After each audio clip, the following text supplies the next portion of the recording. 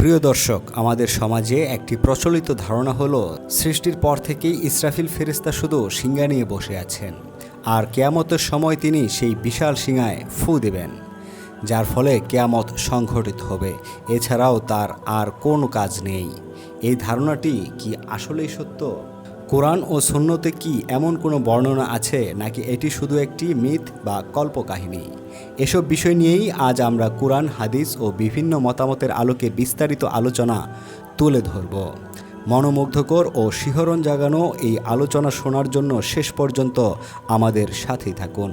আল্লাহ তাআলা এই বিশ্বজগৎ পরিচালনার জন্য যে বিশেষ সৃষ্টিজগৎ তৈরি করেছেন তাদেরকে আরবিতে মালাইকা বা ফেরেশতা বলা হয়।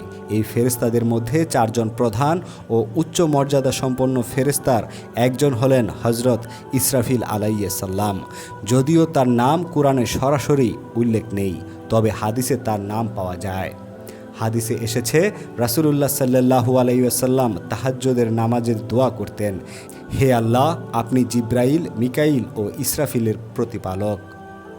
এ থেকেই বোঝা যায় ইসরাফিল আলাইহিসসালাম আল্লাহর অন্যতম প্রধান ফেরেশতা। আমাদের সমাজে ইসরাফিল আলাইহিসসালামকে নিয়ে অনেক চমকপ্রদ গল্প প্রচলিত আছে, যেমন তার বিশাল দেহ, অসংখ্য ডানা ও তার মুখ রয়েছে। তার নিঃশ্বাসে নতুন ফেরেশতা সৃষ্টি হয়। তার শরীর এত বড় যে সমুদ্রের পানি তা শুষে যাবে। তিনি সবসময় শুধু শিঙা নিয়েই বসে থাকেন। কিন্তু বাস্তবতা হলো, এই বর্ণনাগুলোর অধিকাংশই কুরআন বা হাদিসে কোথাও নেই। এগুলো মূলত কল্পনা ও দুর্বল বর্ণনার উপর ভিত্তি করেই তৈরি। ইসলামের বিশুদ্ধ আকীদা অনুযায়ী ইসরাফিল আলাইহিসসালাম এর প্রধান দায়িত্ব হলো কেয়ামতের দিন শিঙায় ফু দেওয়া।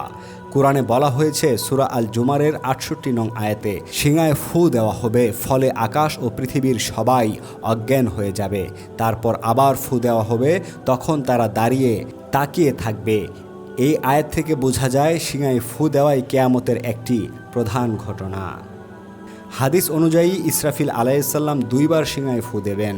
প্রথমবার সব কিছু ধ্বংস হয়ে যাবে এবং সবাই অজ্ঞান হয়ে পড়বে, আর দ্বিতীয়বার সবাই পুনরুজ্জীবিত হয়ে উঠবে। সহিহ বুখারী ও মুসলিম শরীফে এসেছে, দুই ফুয়ের মাঝখানের সময় ৪০ দিন, মাস বা বছর নির্দিষ্ট নয়।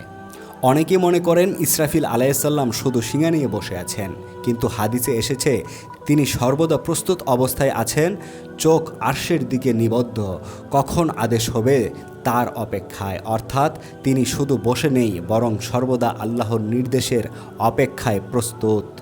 প্রিয় দর্শক, আজকের আলোচনায় আমরা জানলাম ইসরাফিল আলাইহিসসালাম একজন মহান ফেরেশতা। তার প্রধান দায়িত্ব কেয়ামতের শিঙায় ফু দেওয়া। সমাজের অনেক গল্প ভিত্তিহীন ও কল্পনাস্বরূপ। তিনি সর্বদা আল্লাহর আদেশের অপেক্ষায় প্রস্তুত থাকেন। আমাদের উচিত কুরআন ও হাদিসের আলোকে জ্ঞান অর্জন করা এবং মিথ্যা কল্পকাহিনী থেকে দূরে থাকা। আল্লাহ তাআলা আমাদের সবাইকে সঠিক পথের উপর চলার তৌফিক দান করুন। আমিন।